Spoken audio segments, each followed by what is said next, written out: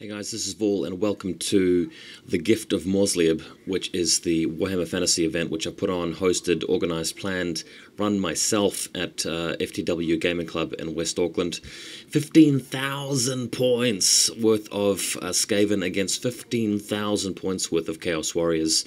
As you can see here, we've got a big table, 4 tables actually put together, 6x4s side by side. That means that there are 6 feet between the players and 12 feet along each long table edge. You've got the big foam polystyrene boards propped up with beer bottles in the middle, so that neither team can actually see the deployment for the other side. So both groups were actually given about 30 minutes, 45 minutes, just to shun all of their forces down on the field. Hundreds and hundreds and hundreds and hundreds, literally, of units. This is all sort of just a matter of putting their troops in the field. Neither team were really given a lot of time to decide where their troops were going to be.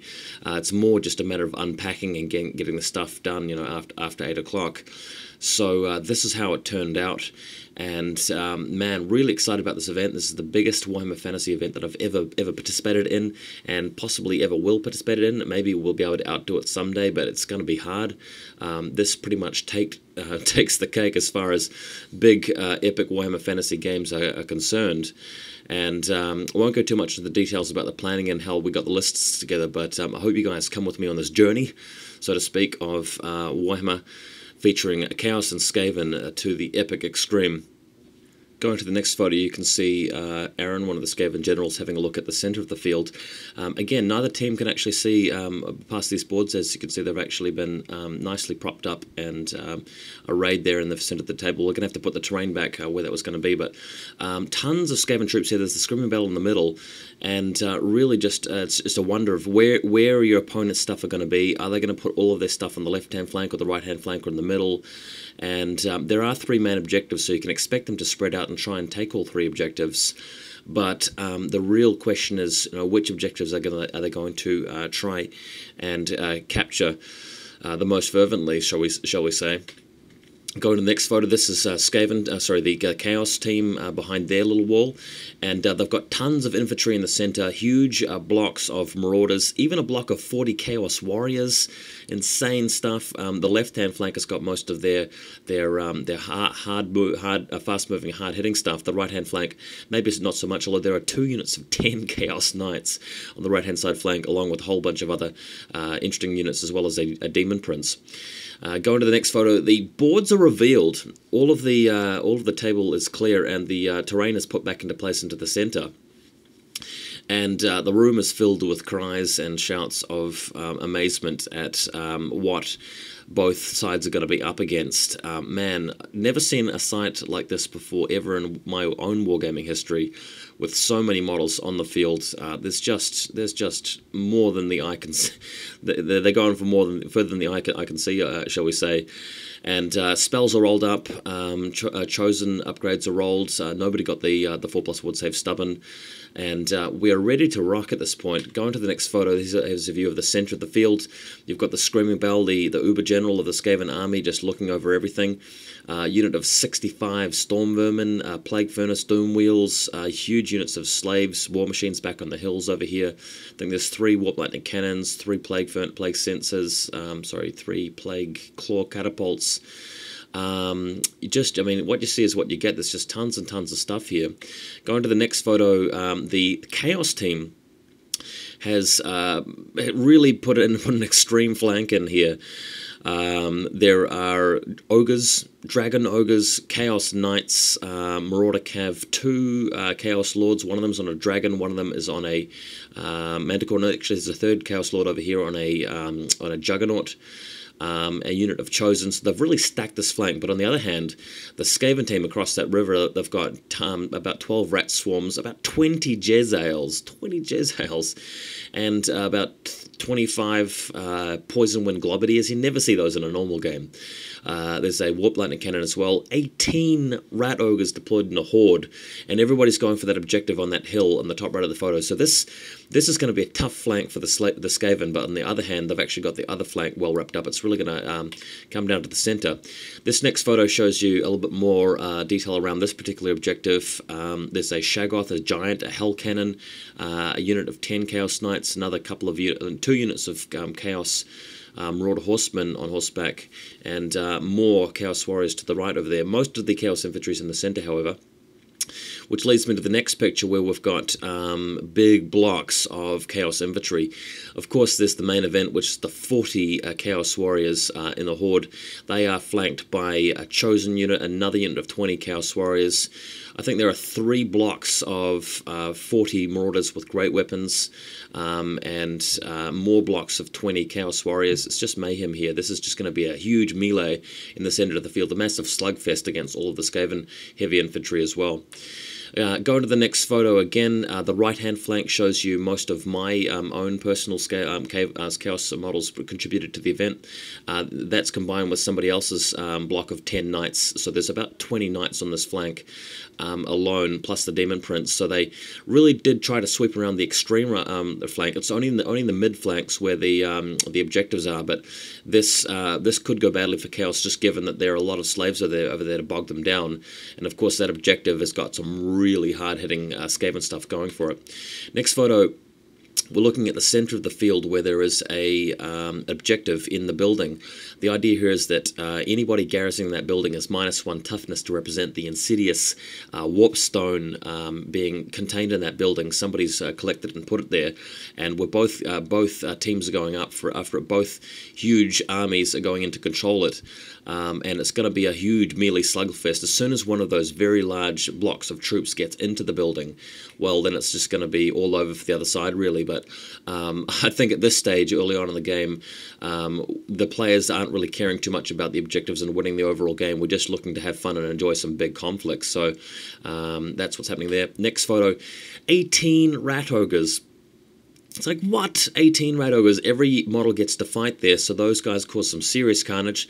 I must say they're up against some serious opposition over the other side, but man, that hill with the objective on it is going to be a blood-stained hill after a few turns, and you guys can count on this battle report to deliver some serious carnage as far as that's concerned. Next photo, speaking of carnage, I think I'm just about to double that and say that over this flank there's 3 Hellpit Abominations. 3 of them! 3 Hellpit Abominations, what? In the single game, I've never heard of that before.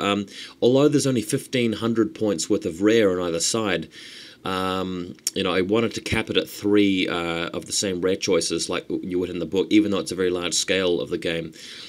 That's in addition to another unit of 18 Rat Ogres. So the left hook that the Skaven are about to apply to the Chaos is just, oh my god. I can't even imagine how many models are going to die once combat ensues after these guys go for that objective in the forest, which is a Venom Thicket, might I add. To represent, again, the Warpstone meteorite having its warping effects on the trees and models moving through it. Next image, we roll for the first turn. 4+ Chaos gets it, 1 to 3 Skaven gets it. I roll to 3, and Skaven start moving forward. The Night Runners, of course, going first with their free move into the forest. So that's what happens there, just creeping in, getting ready to block some knights, cause them to be bogged down while the furnace gets into position in the background there. Next image, on the extreme other side of the table, some more Night Runners moving into the river, and just getting ready to do some diversion, buying the Skaven a flank time to really get some heavy shooting, some seriously heavy shooting done on those big Chaos models. Next image, we're going straight into the objective here with the Skaven team. The Rat Ogres swarming over to the Forest Hill, and the Hellpit Abominations all swiftly moving forward, getting ready to completely chomp those big units of Marauders. They're going to be stuck for a while, but with the help of those units of guys behind, I think that's a unit of something like, what, 6 times 10, 60, 80 clan rats behind them. That should break some ranks. That should get rid of some serious steadfast while the Hellpit Abominations just duke it out, just dish out some punishment and death on that flank. Going to the centre, the Skaven creeping up, the unit of 60 storm vermin getting into position across the divide from that unit of 40 chaos warriors. Oh, it's going to be ugly. It is not going to be pretty over there when that combat ensues. So I think the plan here for Skaven is just to redirect the chaos troops around the tower while some of those smaller units garrison it. Sounds like a decent idea for now.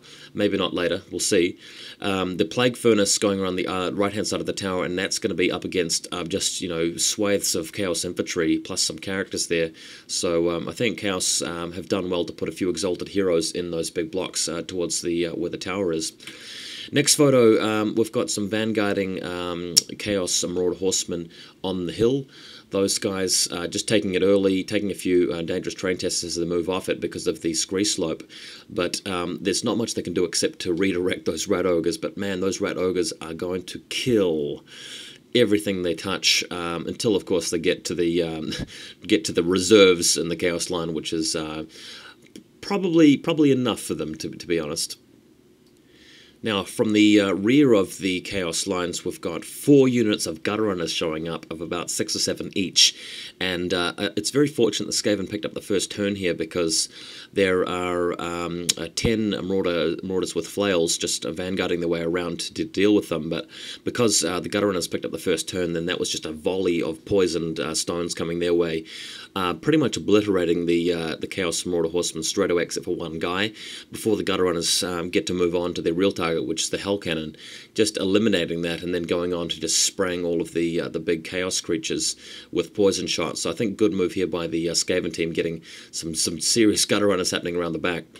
Next photo, let's have a count up. There's, I think, like a rank of 3 Poison Wind Globadiers and about 7 across, so that's about 24 guys, 21, 24 guys altogether. Never really seen much of these guys in 8th edition Warhammer or even other versions of Warhammer. They're not very popular, they aren't that great, but in a big mob they might actually might do some damage. And it's just really great to see guys showing up to this event, just bringing models, not trying to optimize lists or anything, but just bringing all of the models they have, just purely for the sake of us having as big a game as possible. And I'm really proud that that was done, and that the armies are reasonably balanced despite everybody just bringing all their junk onto the field. Next photo, 2 butch units of 10 Chaos Knights of Khorne each, and they're just charging around the flank. This is the far right flank, right next to the extreme table edge, and they are going to be bogged down by slaves, but it's just going to be a bloodthirsty hack and slash, and those slaves are really going to feel it once these guys make it across there, and this is going to be some swift right-hand death for the Skaven troops. Although closer inland towards the forested hill, the Skaven have got some extreme stuff of their own, as we've seen. Next photo, Chaos turn 1, I think, just charging forward with a lot of infantry. You can hear the sound of heavy boots clambering along the ground as weapons clatter, and soon we're going to hear the deafening roar of battle, because the infantry in the centre around the tower is just going to be like an ocean of pain and death. So I hope you guys found that poetic enough. I can't wait for turn 2 or 3 when we actually see some action. Next photo, the Helped Abominations moving around, and what happened here in the Chaos turn 1 is that the group of 12 Chaos Warriors declared a charge in tandem with the Marauders with great weapons behind them, and unfortunately the Marauders failed their charge distance, leaving the Chaos Warriors to go at it alone, and boy, they are not really having much fun against this Helped Abomination. Although they did a couple of wounds, it just screamed at them and ripped their heads off, so as you'd expect. And of course his 2 brothers, the other Helped Abominations, coming in from behind as well, so things not looking good for the Chaos on this area of the field. Demon Prince hiding behind the building. This guy is a level 4 Demon Prince of Tzeentch with about 80 points worth of gifts. I think the plan here from the Chaos team was to use their #1 ultimate spell for the scenario, which is Pandemonium. Not such a huge spell in a 2,000 point game, but in a 15,000 point game, and it's just one of the best spells in existence, especially against Skaven. So the Chaos team have cowardly opted to put him behind a building and just cast Pandemonium with 6 dice and Tendrils of Tzeentch every round, which I've got to say, not really in the spirit of the game, but they decided they wanted an advantage. Maybe they were just too intimidated by the Helped Abominations or something. Who knows? They're just rats, guys. I mean, surely you can beat them even with their regular leadership, but that's what the Demon Prince is doing, to my dissatisfaction, but that's life. In some ways I can't blame them. Next photo, we've got a unit of Marauder horsemen who have moved off the hill, out of range of the, out of sight vision of the big unit of rat ogres in the background, in front of some slaves. These guys are really just diverters. The warping effects of the meteorite on the hill has caused dangerous terrains to attach to them, and they have lost several of their members. Going to the next photo, some of their buddies on the other side, or further to the left hand of their flank, have actually charged across the river, smashing into some night runners. This is going to be quite a heavy